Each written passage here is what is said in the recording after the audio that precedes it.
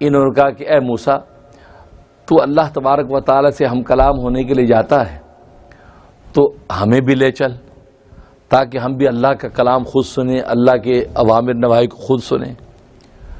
تو حضرت موسیٰ علیہ الصلوۃ والسلام نے اللہ سے دعا کی تو اللہ تبارک و تعالیٰ نے فرمایا کہ ان میں سے 70 لوگ جو ہے وہ متعین کر لو، جو اچھے سمجھدار لوگ، ان میں سے نیک صالح، وہ 70 لوگ لے لو۔ ان 70 لوگوں کو لے کے کوہ طور پہ آ جاؤ، اس کے سامنے ہم کلام ہوں گا تو میرے ہم کلامی کو کلام کو سن لیں گے۔ چنانچہ موسیٰ علیہ الصلوۃ والسلام نے 70 لوگ اس میں سے تیار کیے جو اس میں متقی صالح تھے، اور کہا کہ تم لوگ غسل کرو، پاکیزہ ہو جاؤ، روزہ رکھ لو، اور روزے رکھے کپڑے اچھے پہن لو۔ اب اس کے بعد اب ہم اللہ تبارک و تعالیٰ کے وہاں کوہ طور پہ چلتے ہیں۔ ان 70 لوگوں کو لے کے موسیٰ علیہ الصلوۃ والسلام کوہ طور پہ پہنچ گئے۔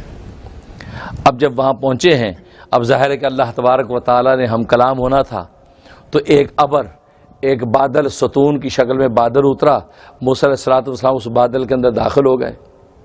اب اللہ تبارک و تعالیٰ سے گفتگو شروع ہو گئی، یہ 70 لوگ یہ سارا نظارہ دیکھ رہے ہیں۔ اب اللہ تبارک و تعالیٰ موسیٰ علیہ الصلوۃ والسلام سے گفتگو کر رہے ہیں، موسیٰ نظر نہیں آ رہے کیونکہ اس بادل کے ستون نے ان کو ڈھانپ لیا۔ اب اللہ تبارک و تعالیٰ موسیٰ سے کہہ رہے کہ میں تیرا رب اللہ ہوں، اور اوامر اور نواہی احکامات دے رہے ہیں موسیٰ کو۔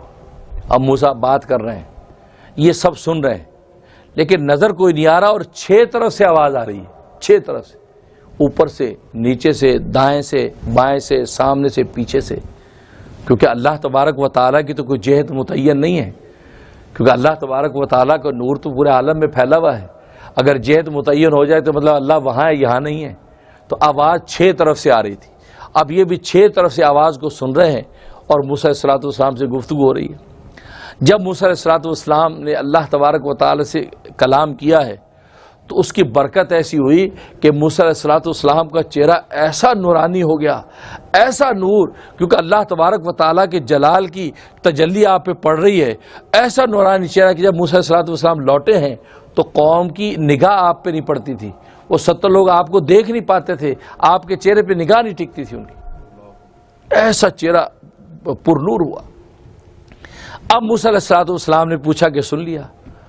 کہا کہ سن تو لیا، لیکن ابھی ہمارا شعبہ نہیں کیا، جب تک کھلی آنکھوں سے نہیں دیکھ لیتے اس وقت تک ہمیں یقین نہیں آتا کہ یہ اللہ ہی ہے۔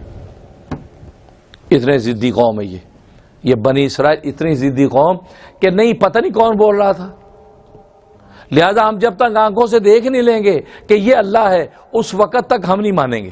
اس لیے تو فرمایا کہ حتی نر اللہ جہرتن، جب تک ہم کھلی آنکھوں سے نہیں دیکھ لیتے اس وقت تک ہم جو ہے وہ نہیں مانیں گے۔